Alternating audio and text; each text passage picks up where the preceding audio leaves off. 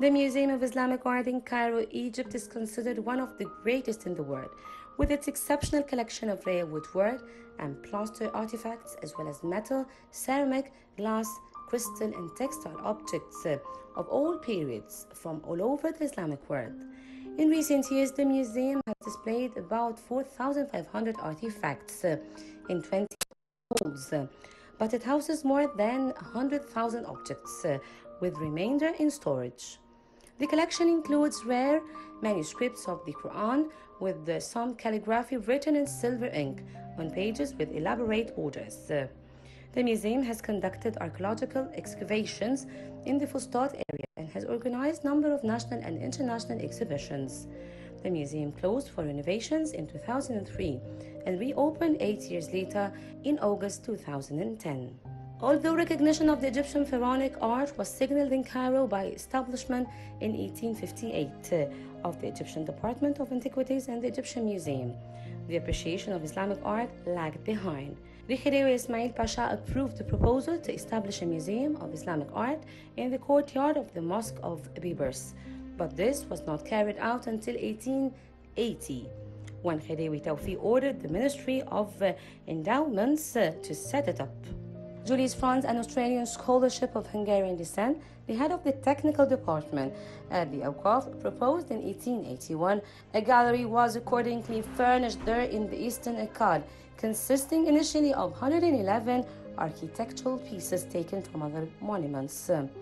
Matters improved the same year when Khedive Tawfiq approved the Committee of Arab Antiquities, whose duties included running the Arab Museum and providing it with objects as well as preserving the monuments. As a result, the arcades of the mosque were filled to overflowing.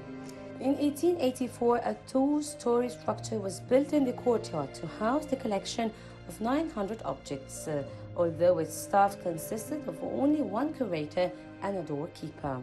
In 1887, Max Hers, also an Australian-Hungarian, replaced Julius Franz and began making many changes. He suggested the name of the museum back then as the Gallery of the Arab Antiquity, Dar al-Athar al-Arabiyya. By 1895, the collection numbered to 1,641, and the new building became too crowded, so he requested the Awqaf to build a larger museum. In 1899, the foundations were laid for the present larger building in the Bilkhal area of Cairo. The new and current building was designed by Afonso Mancisleko and was completed in 1902 in new Mamluk style, with its upper story housing the National Library. The old museum in the Hakim was demolished in 1970 during the refurbishment of the mosque there. The museum faces historic Cairo. It has two entrances, one on the northeastern side and the other on the southeastern side. A beautiful garden with a fountain once led to the first entrance but was later removed. The entrance on Poolside Street features a very luxurious facade, rich with decorations and recesses inspired by Islamic architecture in Egypt from various periods.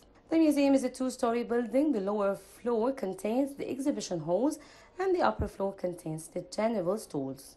The basement contains a store connected with the restoration section. The collection features artifacts from Egypt, North Africa, Andalusia, the Arabian Peninsula, and Iran, ranging from the 7th to the 19th century.